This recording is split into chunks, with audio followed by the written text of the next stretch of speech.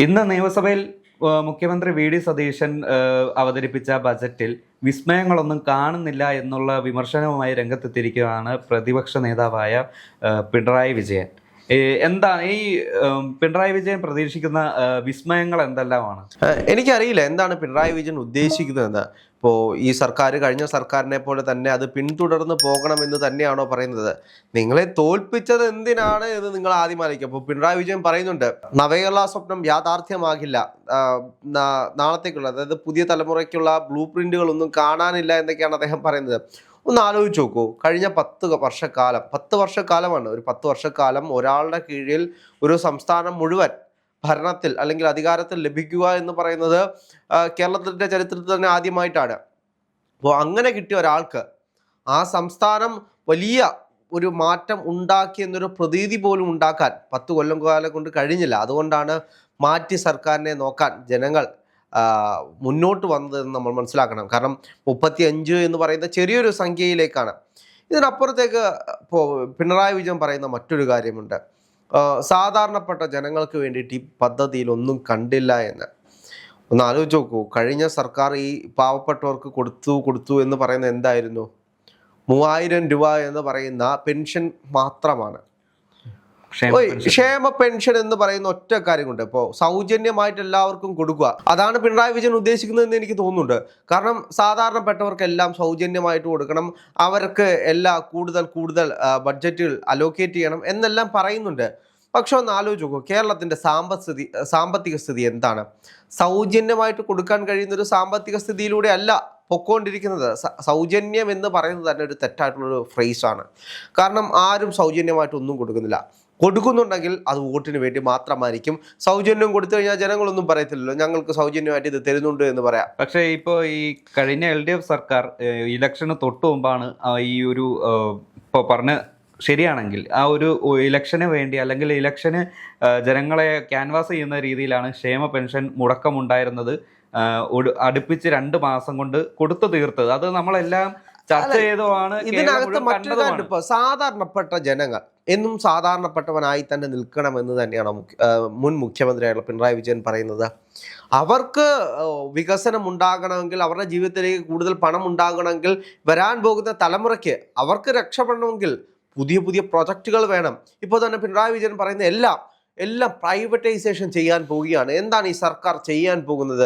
എല്ലാം വിറ്റു തുലയ്ക്കാൻ പോവുകയാണ്, അല്ലെങ്കിൽ പ്രൈവറ്റ് കമ്പനികൾക്ക് തീരെഴുതി കൊടുക്കുകയാണ്. ഇപ്പോൾ തുറമുഖവുമായി ബന്ധപ്പെട്ടിട്ടാണെങ്കിൽ പോലും തുറമുഖം എല്ലാത്തിനകത്തും കൂടുതൽ ഇത്രയും കാലം കണ്ടിട്ടില്ലാത്തതുപോലെ തുറമുഖവുമായി ബന്ധപ്പെട്ട് പല ഐഡിയകളും വരുന്നുണ്ട് എന്നൊരു യാഥാർത്ഥ്യമാണ്. അപ്പോൾ ഇതെല്ലാം പ്രൈവറ്റ് മേഖലയ്ക്ക് തീരെഴുതി കൊടുക്കുകയാണ് വിദ്യാഭ്യാസ സ്ഥാപനങ്ങൾ. ഒന്ന് ആലോചിച്ചു, ഒരു സംസ്ഥാനം വളരണമെങ്കിൽ ആ സംസ്ഥാനത്തിലുള്ള പണം കൊണ്ട് മാത്രം കഴിയുമോ? ഒരിക്കലുമില്ല. മറ്റുള്ള സംസ്ഥാനങ്ങൾ എങ്ങനെയാണ് വികസിച്ചത് നോക്കൂ. ഇപ്പോൾ കൊച്ചി എന്തുകൊണ്ടാണ് കേരളത്തിൽ അറിയപ്പെടുന്ന ഒരു സ്ഥലമായിട്ട് ഇന്നും മാറി നിൽക്കുന്നത്? അല്ലെങ്കിൽ എന്തുകൊണ്ടാണ് ഇവിടേക്ക് ആളുകൾ ജോലി തേടി വരുന്നത്? ഒരു വാണിജ്യ തലസ്ഥാനം എന്നുള്ള നിലയ്ക്കാണ്. പ്രൈവറ്റൈസേഷൻ കൂടി ഉണ്ടായതുകൊണ്ടാണ്, IT കമ്പനികൾ ഉണ്ടായതുകൊണ്ടാണ്, ജോലി കൊടുക്കാൻ കഴിയുന്ന പ്രൈവറ്റ് കമ്പനികൾ ഉണ്ടായതുകൊണ്ടാണ് ജോലി തേടിയ ആളുകൾ ഇങ്ങോട്ട് വരുന്നത്. തൊഴിലവസരങ്ങൾ ഒരുപാടുണ്ട് ഇവിടെ.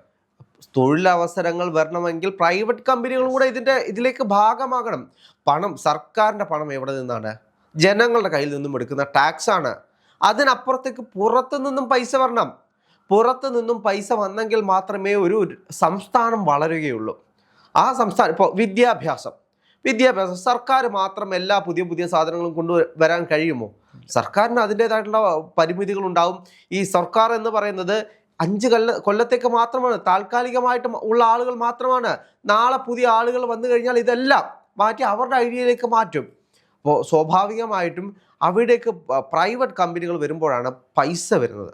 ഇപ്പോൾ ഹോസ്പിറ്റൽ മേഖല, എന്തുകൊണ്ടാണ് ഹോസ്പിറ്റൽ മേഖലയിൽ ഇപ്പോൾ നമ്മൾ കണ്ടതാണ് മലബാർ മേഖലയിൽ ഇത്ര കോടി രൂപ പുറത്തുനിന്നും പൈസ വന്നു എന്ന് പറയുന്നത്? കാരണം ഏറ്റവും വലിയ മാർക്കറ്റാണ്. ആ മാർക്കറ്റിൽ പ്രൈവറ്റ് കമ്പനികൾ വരുമ്പോൾ അത് കൃത്യമായിട്ട് കൈകാര്യം ചെയ്യേണ്ടതുണ്ട്. അതൊരു സർക്കാരിൻ്റെ കാര്യമാണ്. കാരണം നമ്മളെയാണ് വിൽക്കാൻ പോകുന്നത്. ഒരു പ്രൈവറ്റ് കമ്പനി വന്ന് സർക്കാർ മേഖലയിൽ കൈ കടത്തുമ്പോൾ നമ്മളെ കൂടെയാണ് അവിടെ വിൽക്കുന്നത്. നമ്മളെ കൂടെ പണയം വെച്ചിട്ടാണ് അവിടെ വിൽക്കാൻ പോകുന്നത്. അപ്പം സ്വാഭാവികമായിട്ടും നമുക്ക് വികസിക്കേണ്ടതുണ്ട്. ഇപ്പോൾ വിദ്യാഭ്യാസ മേഖല, പുതിയ ടെക്നോളജികൾ വന്നുകൊണ്ടിരിക്കുകയാണ്. അപ്പോൾ പണ്ടത്തെ കൂട്ട് ഞങ്ങൾ സർക്കാർ കൊടുക്കുന്ന സംഭവങ്ങൾ മാത്രമേ, അല്ലെങ്കിൽ സർക്കാർ പറയുന്ന വിഷയങ്ങൾ മാത്രമേ നിങ്ങൾ പഠിക്കാൻ പാടുള്ളൂ എന്ന് പറയുന്ന രീതിയാണോ? നമ്മൾ പണ്ട് പഠിച്ച വിഷയങ്ങളൊന്നുമല്ല. അപ്പോൾ പുതിയ ടെക്നോളജികൾ വരണമെങ്കിൽ അതുമായി ബന്ധപ്പെട്ട് നിൽക്കുന്ന കമ്പനികൾ വരണം. അപ്പോൾ ആ കമ്പനികൾ വന്നെങ്കിൽ മാത്രമേ ഇപ്പോൾ വിദ്യാർത്ഥികൾക്ക് AI ടെക്നോളജികൾ പരമായിട്ടുള്ള, ഇപ്പം സാറ്റലൈറ്റിനെ കുറിച്ചൊക്കെ പറയുന്നുണ്ട്, സാറ്റലൈറ്റ് പഠനം. അപ്പോൾ അതിന് വേണ്ടുന്ന സാറ്റലൈറ്റ് പഠനം വേണ്ടുന്ന വിദ്യാർത്ഥികൾക്ക് കൊടുക്കാൻ വേണ്ടിയിട്ട് അതുമായി ബന്ധപ്പെട്ട പ്രൈവറ്റ് കമ്പനികളുമായി ചേർന്നുകൊണ്ട് പുതിയ പുതിയ ഇൻസ്റ്റിറ്റ്യൂഷൻ തുടങ്ങുമെന്ന് പറയുന്നുണ്ട്. അപ്പോൾ സർക്കാരിന് ഒറ്റയ്ക്ക് ചെയ്യാൻ കഴിയുന്ന കാര്യങ്ങളല്ല. ഇപ്പോൾ തൊഴിൽ കൊടുക്കണമെങ്കിൽ പോലും സർക്കാരിന് ഒറ്റയ്ക്ക് കൊടുക്കാൻ കഴിയുന്ന കാര്യങ്ങളെ അല്ല. ഇപ്പോൾ വിസ്മയത്തിൻ്റെ കാര്യമാണ് പിണറായി വിജയൻ പറയുന്നത്. നിങ്ങൾ ഇതിനകത്ത് വിസ്മയങ്ങളൊന്നും കാണുന്നില്ലല്ലോ എന്ന്. അല്ല, അതിൽ മറ്റൊരു കാര്യം പിണറായി വിജയൻ ചോദിക്കുന്നുണ്ട്. അത് ഈ സർക്കാർ ഇറങ്ങിയതിന് കുറച്ച് നാൾക്ക് ശേഷം മുൻ ധനമന്ത്രിയായിരുന്ന KN ബാലഗോപാൽ പറഞ്ഞിരുന്നു 4000 കോടിയോളം രൂപ ട്രഷറിയിൽ ബാക്കി വെച്ചിട്ടാണ് LDF സർക്കാർ ഇറങ്ങുന്നത്. പക്ഷെ ഇന്ന് പിണറായി വിജയൻ പറയുന്നത് 2000 കോടി അധികമാക്കി 6000 കോടിയാക്കി. ശരിക്കും ആര് പറയുന്നതാണ് ശരി? 4000 കോടിയാണോ 6000 കോടിയാണോ അതോ ഖജനാവിൽ പൂച്ച വെറ്റ് കിടക്കുകയാണ്? അല്ല, പിണറായി വിജയൻ തന്നെ പറയുന്നുണ്ട്. ഇന്ന് മുഖ്യമന്ത്രിയുടെ ആദ്യത്തെ ബഡ്ജറ്റ് അവതരണം കേട്ട് കഴിഞ്ഞാൽ കേരളം എന്തോ വലിയ കടക്കടയിലാണ് എന്നുള്ള രീതിയിലുള്ള പ്രസംഗമാണ് അദ്ദേഹം നടത്തിയത് എന്നാണ് പിണറായി വിജയൻ പറയുന്നത്. അതുകൊണ്ടല്ലേ ആദ്യം തന്നെ ധവളപത്രം ഇറക്കി ജനങ്ങളെ ബോധ്യപ്പെടുത്തിയത്? കേരളത്തിൻ്റെ വരുമാനത്തിൻ്റെ 77% ഇവിടെ കൊടുക്കുന്നത് എന്തിനു വേണ്ടിയിട്ടാണ്? ശമ്പളം കൊടുക്കാനും പെൻഷൻ കൊടുക്കാനും വേണ്ടി മാത്രമാണ്. അപ്പോൾ ഈ സർക്കാർ ഇറങ്ങുന്നതിന് മുമ്പിട്ട് സർക്കാർ പ്രതിപക്ഷ നേതാവായിട്ട് VD സതീശൻ ഇരുന്ന നാൾ തൊട്ട് അദ്ദേഹം പറയുന്നതാണ്, ഖജനാവിൽ ഒന്നുമില്ല, പൂച്ച വെറ്റ് കിടക്കുകയാണ്, ഖജനാവ് കാലിയാണ്, നിങ്ങൾ എവിടെ നിന്ന് എടുത്തു വെച്ച് കൊടുക്കുമെന്ന് എപ്പോഴും ചോദിക്കും. എന്തുകൊണ്ടാണ് ചോദിക്കുന്നത്? കടമെടുത്തുകൊണ്ടിരിക്കുകയാണ് സർക്കാർ. കടമെടുത്ത് കാര്യങ്ങൾ ചെയ്തുകൊണ്ടിരിക്കുകയാണ്. കടമെടുക്കുന്നത് നല്ലതാണ്. ഗുഡ് ഡെപ്റ്റ് എന്ന് പറയുന്ന ഒരു കാര്യമുണ്ട്. നല്ലതിന് വേണ്ടിയിട്ട് ഉപയോഗിക്കാൻ വേണ്ടി, അതായത് നമുക്ക് കൂടുതൽ പൈസ ഉണ്ടാക്കുന്ന പ്രൊജക്റ്റുകളിലേക്ക് ഇൻവെസ്റ്റ് ചെയ്യാനാണ് പൈസ എടുക്കുന്നതെങ്കിൽ നല്ലതാണ്. ഇവിടെ എന്തിനു വേണ്ടിയിട്ടാണ് പൈസ എടുക്കുന്നത്? പെൻഷൻ കൊടുക്കാനും ശമ്പളം കൊടുക്കാനും വേണ്ടി മാത്രമാണ് ഇവിടെ കടമെടുക്കുന്നത്. അങ്ങനെ എത്ര നാൾ കടമെടുത്ത് മുന്നോട്ട് പോകാൻ കഴിയും? അത് വലിയൊരു പ്രതിസന്ധിയിലേക്ക് കേരളത്തെ കൊണ്ടെത്തിക്കും. അത് യാഥാർത്ഥ്യമായിരുന്നു. അതുകൊണ്ടാണ് ധവളപത്രം ഇറക്കിയത്. അപ്പോൾ അന്ന് അദ്ദേഹം പറഞ്ഞതാണ് 6000 കോടി അക്കൗണ്ടിൽ ഉണ്ട് എന്ന് പറയുന്ന രീതിയിലേക്ക്. 5 കോടി സംതിങ് ഉണ്ടായിരുന്നു എന്നത് പിന്നീട് നമ്മൾ കണ്ടതാണ്. വിവരാവകാശ രേഖ വഴി ഇവിടുത്തെ മാധ്യമങ്ങൾ തന്നെ റിപ്പോർട്ട് ചെയ്താണ് 5 കോടി സംതിങ് ഇതിനകത്തുണ്ടെന്ന്. പക്ഷെ അത് കഴിഞ്ഞിട്ട് നിയമസഭയിൽ കൃത്യമായിട്ട് വന്ന് VD സതീശൻ പറഞ്ഞില്ലേ, നിങ്ങൾ പോകുന്നതിന് മുമ്പിട്ട് കൊടുക്കാനുള്ള പൈസയുടെ തുകയുടെ കണക്കുകൾ ഇവിടെ സിവിൽ സപ്ലൈ വകുപ്പിന് പോലും 10000 കോടിക്ക് മുകളിൽ കൊടുക്കാനുണ്ട്. അപ്പോഴാണ് 5000 കോടി എന്ന് പറയുന്ന ഈ തുക അവിടെ വെച്ചിട്ട് പോയി എന്ന് പറയുന്നത്. അതിനപ്പുറത്തേക്ക് ഗ്രാന്റുകൾ കൊടുക്കാനുള്ളതും ക്ഷേമ പെൻഷൻ കൊടുക്കാനുള്ളതും കൊടുത്തിട്ടില്ല. ആരോഗ്യമേഖലയ്ക്കും ഒരുപാട് മരുന്ന് കമ്പനികൾക്ക് മരുന്ന് കമ്പനികൾക്ക് കടം കൊടുക്കാനുണ്ട്. എന്തുകൊണ്ടാണ്? മരുന്ന് കടമായിട്ടാണ് ഇപ്പോഴും വാങ്ങിച്ചുകൊണ്ടിരുന്നത്. അപ്പോൾ അത്രയും വലിയ പ്രതിസന്ധിയിൽ ശസ്ത്രക്രിയ ഉപകരണങ്ങൾ, മരുന്നുകൾ, അതുപോലെ ഉള്ള അനുബന്ധ ഉൽപ്പന്നങ്ങൾ, ഇതെല്ലാം ഈ LDF സർക്കാർ ഈ ഒരു കമ്പനികളിൽ നിന്ന് കടം വാങ്ങിയാണ് ഈ ഒരു കേരളത്തിലേക്ക് അല്ലെങ്കിൽ മെഡിക്കൽ കോളേജിലേക്ക് എത്തിച്ചു കൊടുത്തിരുന്നത്. അതിന്റെ അധിക ബാധ്യത ആരുടെ ചുമലിലായി? UDF സർക്കാർ. ഇതെല്ലാം പറയുമ്പോഴും പ്രതിപക്ഷം എന്ന് പറയുന്നത് വിമർശിക്കാൻ വേണ്ടി മാത്രമുള്ളതാണ് എന്നൊരു തോന്നലാണ് ഇപ്പോഴും പിണറായി വിജയൻ പൊക്കോണ്ടിരിക്കുന്നത്. അതാണ് നമ്മൾ ഈ UDF സർക്കാർ കയറി 1 മാസത്തിനുള്ളിൽ എത്ര വിഷയങ്ങളാണ് പിണറായി വിജയൻ ഇട്ടുകൊണ്ടിരിക്കുന്നത്. എന്തിനെങ്കിലും കഴമ്പുണ്ടോ? 2 ദിവസം നിൽക്കുന്ന ഒരു വാർത്താ പ്രാതിനിധ്യം പോലും കിട്ടാത്ത, ഒരു പ്രാധാന്യം പോലും കിട്ടാത്ത കുറേ കാര്യങ്ങൾ പിണറായി വിജയൻ വെറുതെ പറഞ്ഞുകൊണ്ടിരിക്കുകയാണ്. അപ്പോൾ ഒന്ന് ആലോചിച്ച് നോക്കൂ, യഥാർത്ഥത്തിൽ ഒരു സർക്കാർ എന്താണ് ചെയ്യേണ്ടത്? അവിടുത്തെ വികസന പ്രവർത്തനങ്ങൾ എങ്ങനെയാണ്? ഒരു നാടിൻ്റെ ഭാവി എങ്ങനെ ആയിരിക്കണം? അതാണ് VD സതീശൻ്റെ ബഡ്ജറ്റിലൂടെ നമുക്ക് കാണാൻ കഴിയുന്നത്. 2050 ആകുമ്പോഴേക്കും കേരളത്തെ കാർബൺ ന്യൂട്രൽ ഫ്രീ സംസ്ഥാനമാക്കി മാറ്റുമെന്നാണ് പറയുന്നത്. അതായത് ഇന്ന് നമ്മൾ പുകഞ്ഞുകൊണ്ടിരിക്കുന്ന ഈ പുകകളെ പിടിച്ചു കെട്ടുമെന്നാണ് അദ്ദേഹം പറയുന്നത്. കാരണം നല്ല ശ്വാസം ശ്വസിക്കേണ്ടത് എൻ്റെയും നിൻ്റെയും നമ്മുടെയും എല്ലാവരുടെയും അവകാശമാണ്. അപ്പോൾ അതിന് വേണ്ടിയിട്ട് കൂടിയാണ് അദ്ദേഹം നിൽക്കുന്നത് എന്ന് പറയുന്നുണ്ട്. അതേപോലെ കേരളത്തെ അപ്പോൾ ഗോൾഡ് ഹബ്ബാക്കി മാറ്റുമെന്ന് പറയുന്നുണ്ട്,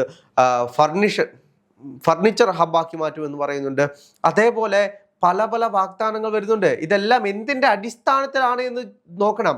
ചുമ്മാ ഇരുന്നങ്ങ് പറയുകയല്ല, അതിൻ്റെ കണക്കുകൾ നിരത്തി വെച്ച്. ഇപ്പോൾ പെരുമ്പാവൂരാണ് കേരളത്തിൽ ഏറ്റവും കൂടുതലും ഫർണിച്ചർ സാധനങ്ങൾ ഉണ്ടാക്കുന്നത്. ഫർണിച്ചറിൻ്റെ ഒരുപാട് ഹോൾസെയിൽ ഡീലിംഗ് എല്ലാം നടക്കുന്നത് ഇവിടെയാണ്. അപ്പം അതുമായി ബന്ധിപ്പിച്ചുകൊണ്ട് വലിയ പ്രൊജക്റ്റുകൾ സർക്കാരിന് ചെയ്യാൻ കഴിയും. കേരളത്തെ ഒരു ഫർണിച്ചർ ഹബ്ബാക്കി മാറ്റുമെന്നാണ് പറയുന്നത്. അതുപോലെ ഗോൾഡ്, നമുക്കറിയാം ഏറ്റവും കൂടുതൽ ഗോൾഡ് കൺസപ്ഷൻ ഉള്ളത് കേരളത്തിലാണ്. കേരളത്തിലെ സ്ത്രീകളുടെ കയ്യിലാണ് ഏറ്റവും കൂടുതൽ ഗോൾഡ് ഉള്ളത്. ഈ സംസ്ഥാനത്തെ തന്നെ വിലയ്ക്ക് വാങ്ങിക്കാൻ കഴിയുന്ന ഗോൾഡ് ഇവിടുത്തെ കേരളത്തിലെ സ്ത്രീകളുടെ കയ്യിലുണ്ട്. അപ്പോൾ അങ്ങനെ ഒരു സംസ്ഥാനമാണ്. അപ്പോൾ ആ സംസ്ഥാനത്തെ ഒരു ഗോൾഡ് ഹബ്ബാക്കി മാറ്റുമെന്ന് പറയുന്നത് അതിലെന്താണ് തെറ്റ്? കാരണം എല്ലാ ദിവസവും നമ്മൾ കേൾക്കുന്ന വാർത്ത എന്താണ്? ഗോൾഡുമായി ബന്ധപ്പെട്ട വാർത്തകളാണ്. സ്വർണത്തിന്റെ വില കൂടുന്നു കുറയുന്നു. അതെ, അത് കൃത്യമായി സർക്കാർ അതിന് മോണിറ്ററിങ് ചെയ്ത് ഇപ്പോൾ വി.ഡി. സതീശൻ ഇതിനു മുമ്പോട്ടും പറഞ്ഞതാണ്, ഇവിടെ ഗോൾഡാണ് ഏറ്റവും വലിയ സ്മഗിൾ ചെയ്യുന്നത്. ഡ്രഗ്സിനേക്കാളും എല്ലാം കൂടുതൽ ഗോൾഡാണ് സ്മഗിൾ ചെയ്യുന്നത്. കൂടുതൽ ടാക്സ് വെട്ടിച്ചുകൊണ്ടുവരുന്നത് ഗോൾഡിനാണ്. അത് കൃത്യമായിട്ട് ടാക്സ് കുറച്ച് കൂടുതൽ കൺസപ്ഷനിൽ വന്നു കഴിഞ്ഞാൽ അത് സർക്കാരിനാണ് ഗുണമാകാൻ പോകുന്നത്. അങ്ങനെ പൂ പറിക്കുന്ന ലാഘവത്തോടെ ടാക്സ് വാങ്ങിക്കണമെന്ന് പറഞ്ഞതുപോലെയാണ് ഇന്ന് ഒരു കുപ്പിക്ക് 1 രൂപ വെച്ച് ഈടാക്കാം എന്നുള്ള രീതിയിലേക്ക് മദ്യത്തിൻ്റെ കാര്യത്തിൽ വന്നിട്ടുള്ളത്. എന്തിനാണ്? ലഹരിക്കെതിരെ ക്യാമ്പയിനുകൾ നടത്താൻ വേണ്ടിയിട്ട് സർക്കാരിന് പണം വേണം. ആ പണം എങ്ങനെയാണ് കണ്ടെത്താൻ പോകുന്നത്? ഇതേപോലുള്ള മദ്യക്കുപ്പികൾ ഒരു വർഷം ഏകദേശം 5000 കോടി രൂപ കണ്ടെത്താൻ കഴിയുമെന്നാണ് സർക്കാർ പറയുന്നത്. അപ്പോൾ ഒരു കുപ്പിയിൽ നിന്നും 1 രൂപ വെച്ച് കണക്ക് കൂട്ടുന്ന രീതിയിലേക്കൊക്കെയാണ്. അപ്പോൾ സ്വാഭാവികമായിട്ടും വളരെ വ്യത്യസ്തമായിട്ടുള്ള പദ്ധതികളാണ് വി.ഡി. സതീശൻ ആവിഷ്കരിച്ചിട്ടുള്ളത്. എൻ്റെ ഒരു സംശയം ഞാൻ ചോദിക്കട്ടെ. അതായത് കഴിഞ്ഞ 10 വർഷം ഭരിച്ചത് പിണറായി വിജയനാണ്. ഏകദേശം 9 തവണയെങ്കിലും നിയമസഭയിൽ ബജറ്റ് അവതരിപ്പിച്ചിട്ടുണ്ട് 2 മന്ത്രിമാർ, തോമസ് ഐസക്കും കെ.എൻ. ബാലഗോപാലും. ഇതിന്റെ അടിസ്ഥാനത്തിൽ ഇന്ന് അവതരിപ്പിച്ച ബജറ്റിന് ആസ്പദമാക്കി പിണറായി വിജയന് വി.ഡി. സതീശനെ ഒരു പരസ്യ സംവാദത്തിന് വെല്ലുവിളിക്കാൻ ധൈര്യമുണ്ടാവുമോ? സ്വാഭാവികമായിട്ട് നമ്മൾ നോക്കിക്കഴിഞ്ഞാൽ അങ്ങനെ വെല്ലുവിളിക്കുന്നവർ പോകില്ല. ഇപ്പോൾ ബാലഗോപാലിനെ സംബന്ധിച്ച് ഏകദേശം 35 ആളുകൾ മാത്രമേ ഉള്ളൂ. അവരെ സംബന്ധിച്ച് പറയാൻ അവർക്കൊന്നുമില്ല. അവരുടെ ആദ്യത്തെ ബഡ്ജറ്റ് ആശിക കേട്ടിട്ടുണ്ടോ? അതായത് 1ാം പിണറായി സർക്കാരിൻ്റെ കാലത്തെ ബഡ്ജറ്റ്.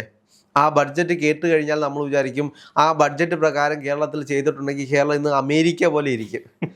അപ്പോൾ അത്രയും വലിയ ബഡ്ജറ്റാണ് ആദ്യത്തെ പിണറായി മന്ത്രിസഭയിൽ നമ്മൾ കേട്ടത്. എന്തെങ്കിലും നടന്നോ? ഒന്നും നടന്നില്ല.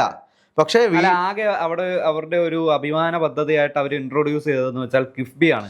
ആ കിഫ്ബിയുടെ ഏകദേശം ഒരു കഥ ധവളപത്രത്തിലൂടെ നമ്മളുടെ കേരളത്തിന് മുന്നിൽ തുറന്നു കാണിച്ചിട്ടുണ്ട്. കിഫ്ബി എന്ന് പറഞ്ഞു കഴിഞ്ഞാൽ സർക്കാർ തന്നെ പണം അങ്ങോട്ട് കൊടുക്കുന്നു. ആ പണം സർക്കാർ അവിടെ നിന്ന് എടുക്കുന്നു. സർക്കാരാണ് കിഫ്ബിക്ക് പണം കൊടുക്കുന്നത്. ആ പൈസ സർക്കാർ അവിടെ നിന്ന് എടുക്കുന്നു.